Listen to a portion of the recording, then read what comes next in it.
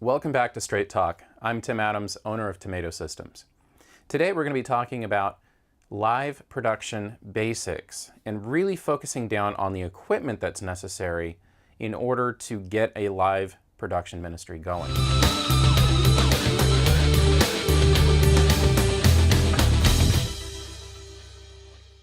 So what is live production? Live production really is just a video ministry that, generally speaking, has more than one source. You could have one camera and one computer and be switching in between the two. You could have 6 cameras plus a computer or several computers. So the first and most obvious piece of equipment that you're going to need is a video camera. A lot of small churches start with just a camera, record the service, and they edit in the slides afterwards. They don't go to the expense, if you will, of getting a video switcher in order to do that editing live. That's perfectly acceptable. There's no requirement for you to have a video switcher. So it certainly does help, but if you're willing to trade your time, if you don't have the budget to get a camera and a video switcher, then by all means, that is a good way to go. Number 2 on the list is wiring and cabling. A lot of people forget this step, particularly when you're doing multi-camera. The quality of your cabling is fairly important. Certainly you can go to Amazon and get cheap cables, and they'll probably function for a while. But one of the advantages of spending more money initially on quality cabling is you often get a better warranty with that. So don't forget your cabling, especially if you're going to be operating, say, 2 cameras simultaneously running into a video switcher. Which brings us to number 3, a video switcher. We in the industry like to call them production switchers. And this is to help us differentiate between the different kinds of switchers that are out there on the market. You have production switchers, you have matrix switchers, you have scaling switchers. So it just helps to differentiate between the different kinds so that we can communicate effectively and quickly and efficiently. So a production switcher is nothing more than the ability to take in multiple sources, be they cameras, Blu-ray player, a computer input, and switch between them using either cuts or dissolves. You may know a dissolve as a fade, synonymous, same thing. All right, next on the list is monitoring. Obviously, if you are apart from your camera, you need a way to monitor that camera. Now, the good news is most of the current production switchers will come with what's called a multi-view output. In the old days with analog technology and analog equipment, you would need one dedicated monitor for every source that you had. So if you had 4 cameras and a computer, you would need 5 monitors, 1 for each camera, 1 for the computer, and you need 2 more for program and preview. And program is what is, live through the switcher at that time. Whether you're recording, whether you're broadcasting, that is the image, the source that's going out to the world or to the recorder. Preview is what you use to preview the next source. And it's extremely helpful because you don't just want to switch blind necessarily or use the program bus, if you will, to cut live between sources. Generally, it is an accepted standard that you use the preview in order to maybe fine-tune and tweak that image and adjust focus so it's just perfect, and then it goes to program.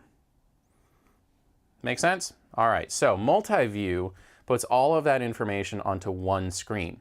So generally speaking, what you'll have is, a 27 to 60-inch TV with an HDMI cable coming out of the switcher going into the TV, and you get all of your sources, like down on the bottom, let's say, and you get preview and program, or program and preview.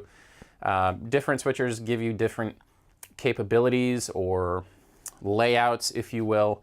It's all based on, what your budget is, what your preferences are, And, you know, can you live with just one layout? Do you need multiple? If you need multiple, you are going to pay more for that.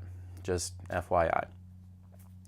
Quickly, I do want to talk very briefly about the difference between hardware production switchers and software production switchers. We see a lot of churches being extremely interested in software-based switchers. Now, they are getting better. Let me just say that. Me personally, I am still of the mindset and of the opinion, and I'm fairly strong in this, that it is better to get equipment that is designed for the purpose that you're using it for, rather than trying to take a computer and using it for 5 different tasks, you know, video switching, recording, streaming, doing your graphics, and running your slideshow, let's say. Okay, that's 5 things that all go down when the computer crashes or the software freezes. And it's not a matter of if, it's a matter of when. It's gonna happen. I've seen $25,000 production switchers freeze multiple times in one program. Now, I don't know about you, but if I spent that kind of money, that would be unacceptable, and I would want my money back.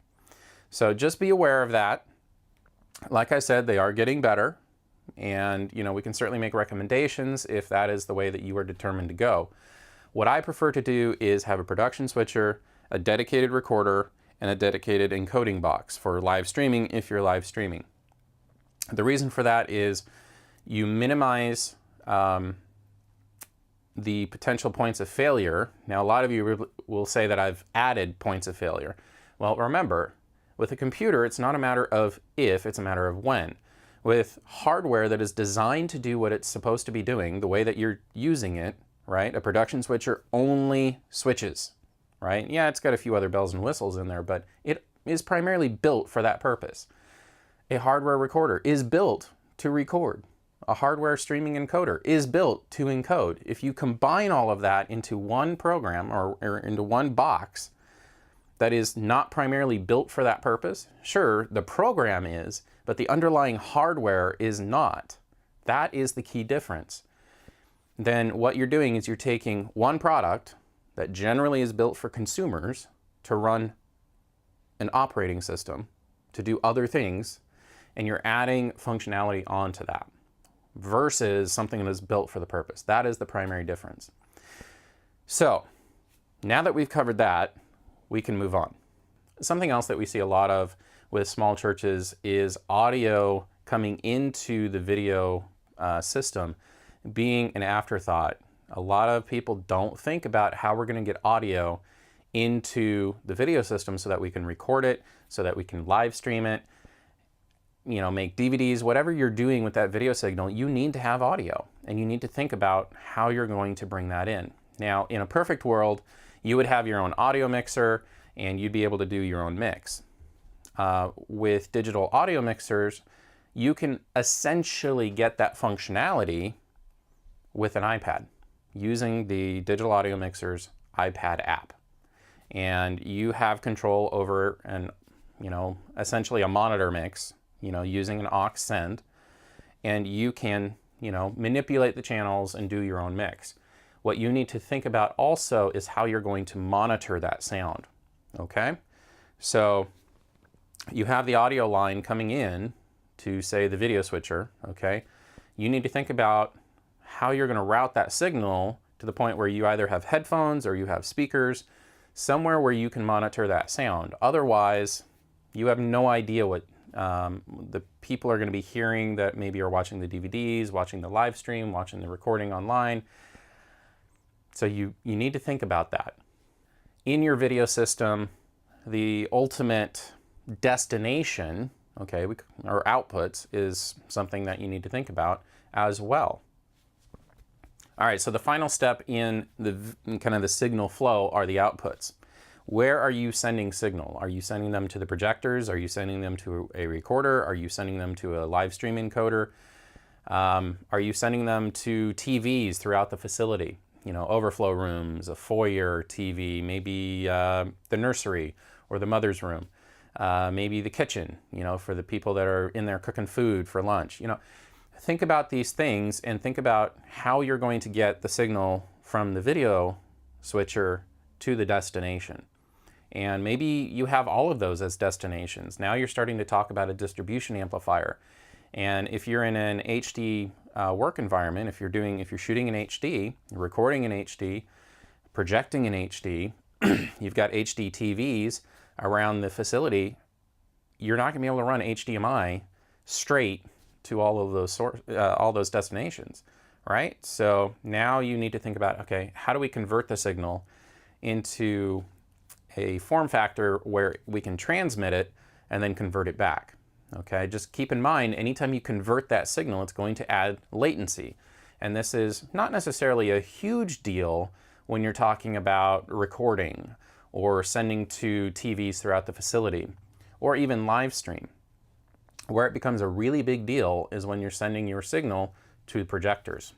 Let me give you a really quick story as an example.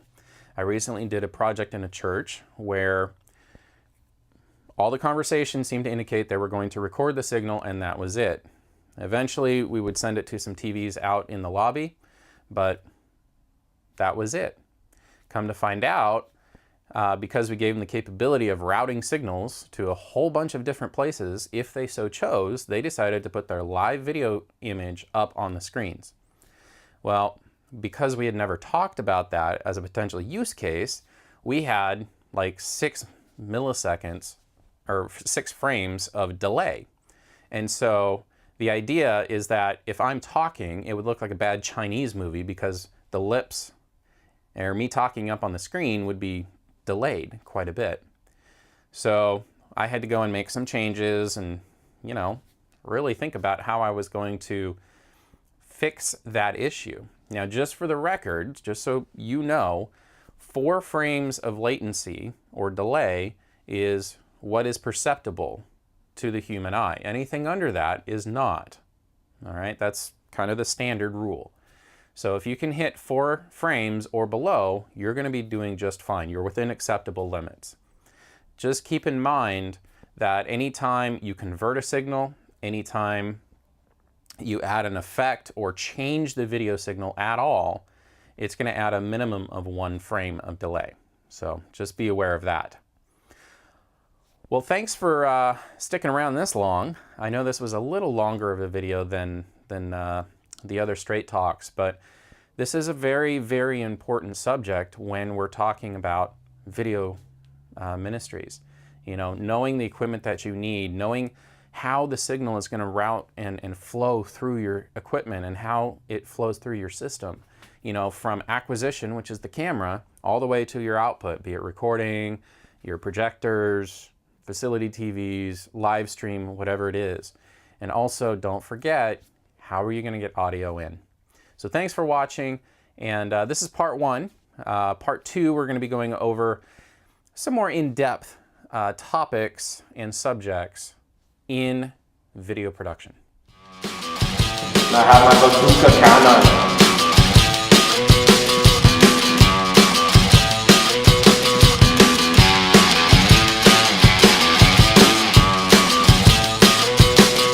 They're recording audio.